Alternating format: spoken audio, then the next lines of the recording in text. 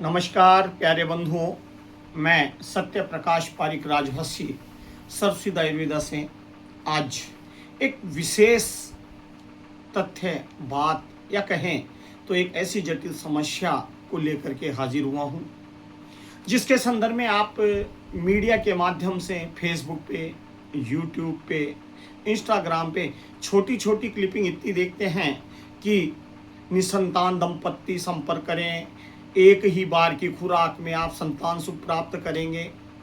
देखिए, हमारे वीडियो बनाने में और उन वीडियो बनाने में बहुत अंतर है। हम केवल दवाइयों के लिए, अपनी संस्था के लिए और आम व्यक्ति तक आयुर्वेद को पहुंचाने की दृष्टि से वीडियो भेजते हैं।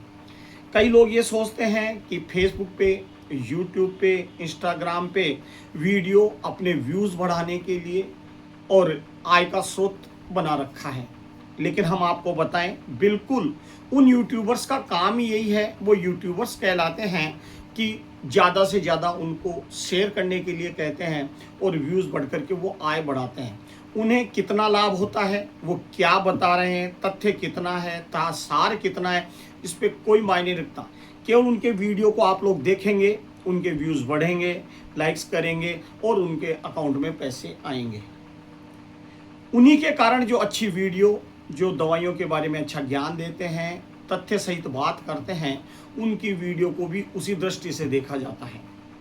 इसलिए न तो हम आपको ये कहते हैं कि ज़्यादा से ज़्यादा शेयर करो, आपको देवी की कसम है, माँ की कसम है, आप इसे लाइक करो, थंब करो और आप इसके ज़्यादा से ज़्यादा प्रसारित करो या और के पास भेजो। नहीं, हमारा वीडियो यदि आपको अच्छा लगता है, आपको किसी दवा पे विश्वास है, आयुर्वेद पद्धति में आप विश्वास रखते हैं, तो आप उसके मनन करें, जांच करें और उसके बाद आप अपने जीवन में उसको उतारें। कहीं भी ये जबरदस्ती नहीं होता, हमारा स्थायित्व है। आज एक ही यूट्यूबर एक दिन मोटरसाइकिल पे टायर में ट्यूब डालना बता रहा है, दूसरे दिन वो नाभि में से औषध के द्वारा कीड़े निकालना बता रहा है, तीसरे दिन वो एक तेल मालिश करके 1 मिनट में न चलने वाले व्यक्ति को चलना बता रहा है, यानी 5 मिनट में वो आर्थराइटिस गठिया को ठीक कर रहा है। तो आप खुद देखिए, अगर इतने चमत्कार उन यूट्यूबर्स के हाथ में है, तो फिर सामान्य ऋषि मुनियों ने जो ग्रंथ लिखे हैं, आयुर्वेदाचार्यों ने जो शोध करके आयुर्वेद ग्रंथ लिखे हैं, वो सब निरर्थक हो गए। इसलिए औषध काम करती है, अपने हिसाब से काम करती है, धीरे धीरे काम करती है, तसल्ली से काम करती है, पथ परहेज के साथ काम करती है। इसलिए किसी भी आयुर्वेद औषध को अपनाने से पहले आप उसकी जांच करें, कौन बता रहा है, वो क्या करता है, कहाँ उसका ठिकाना है, आप फिर विश्वास करें। बताते जड़ी बूटियाँ ही हैं, लेकिन इतनी शीघ्रता से उनके बताने का लक्षण, उनके बोलने का तरीका आप लोगों को इतना आकर्षित करता है कि जैसे आप 1 ही मिनट में उस दवा को लेते ही ठीक हो जाएंगे। वो शैली का कमाल है। हम केवल आपको शास्त्र योग, रसतंत्र सार संग्रह सहित अन्य सभी किताबों के बारे में तथ्य सहित जानकारी दे करके हम हमारे प्रोडक्ट के बारे में बताते हैं। सर्वसिद्ध आयुर्वेदा दवाइयों का या औषध की मार्केटिंग नहीं करता। ये केवल मात्र अपने रोगियों को अपनी औषध निर्मित, जिसे हस्त निर्मित औषध पहुंचा करके उन्हें स्वस्थ करने की पूरी कोशिश करता है, और यही हमारा लक्ष्य है। आज वीडियो लंबा हो जाएगा, इसलिए इस वीडियो में तो हमने चर्चा की कि आप किस तरीके से बात करें। आज हम चर्चा इस पे इसलिए कह रहे हैं कि जिस मुद्दे पर हम आज चर्चा करेंगे वो मुद्दा है निसंतान दंपतियों को संतान के सुख की प्राप्ति। आज नारी का जन्म, अगर वो मातृत्व सुख प्राप्त नहीं करती तो नारी का जीवन अधूरा माना गया है। नारी अमृतमयी है।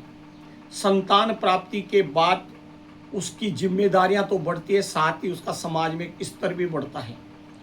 हो सकता है किसी कारणवश, हो सकता है बीमारी के कारण, हो सकता है अन्य कई परिस्थिति की वजह से शादी के बाद भी एक लड़की जब मातृत्व सुख नहीं देख पाती तो उसे समाज में भी आज की तारीख में हे दृष्टि से देखा जाता है।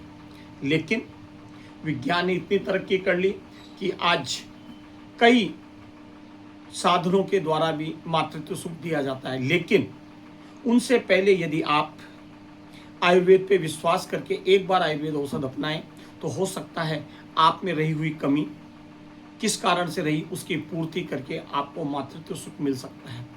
ऐसे बहुत से केस हुए हैं जिन्हें हमने ये औषध दी है और उन्हें ये संतान सुख की प्राप्ति हुई है। आयुर्वेद में कई ऐसी जड़ी बूटियाँ जिनको नाम से ही जाना जाता है, जैसे हमने सुना है कि एक पुत्र जीवक नामक औषध है, शिवलिंगी बीज है। ये ऐसी जड़ी बूटियाँ हैं जो आदिकाल में भी संतान सुख दिलाती थी और आज भी अगर इनका नियम अनुसार प्रयोग किया जाता है तो निसंतान दंपत्ति को संतान सुख ये औषध देती हैं। हम ये नहीं कहते कि एक दिन की औषध लेकर के अगले महीने आपको संतान सुख की खुशी मिल जाएगी, ऐसा कतई नहीं है।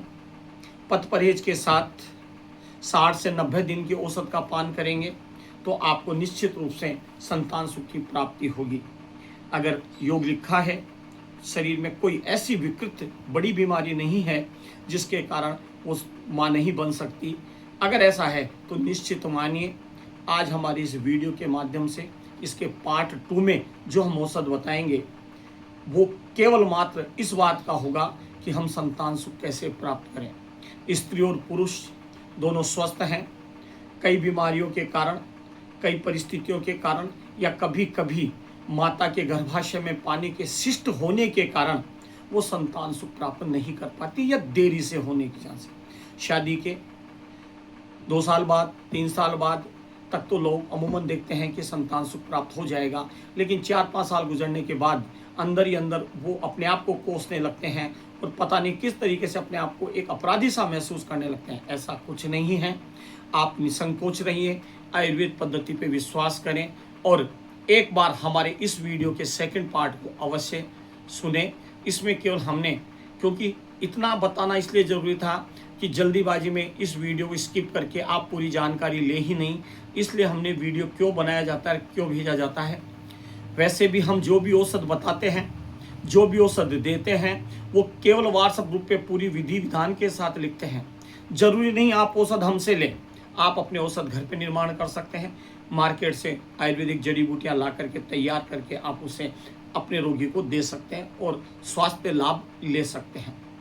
हम चाहेंगे कि हर घर में बच्चे की चिलकारी गूंजे, हर नारी स्त्री नारित्व ममत्व स्वरूप अमृत को प्राप्त करे। इसके लिए आयुर्वेद कटिबद्ध है। अगर किसी भी प्रकार की व्याधि से परिपूर्ण नहीं है तो निश्चित संतान सुख के लिए हमारे अगले वीडियो को जरूर देखें, जिसमें हम स्त्री और पुरुष दोनों के लिए आयुर्वेद योग बताएंगे, लेने के विधि विधान बताएंगे। आज के इस वीडियो के माध्यम से केवल आप तक ये जानकारी देनी थी कि किसी भी वीडियो को देखने से पहले ये देखें कि वो वीडियो किसके द्वारा है। कोई एक ऐसा यूट्यूबर तो नहीं जिसने केवल इस यूट्यूब को अपना बिजनेस बना रखा है। ध्यान रहे, आयुर्वेद एक स्वस्थ करता ही नहीं, स्वस्थ रखने का भी साधन है। जीवन में सुख समृद्धि के साथ साथ शरीर का स्वस्थ रहना भी जरूरी है। इन्हीं शुभकामनाओं सहित आगामी पार्ट 2 में हाजिर होते हैं। मैं सत्य प्रकाश पारिक, राजभाषी। नमस्कार।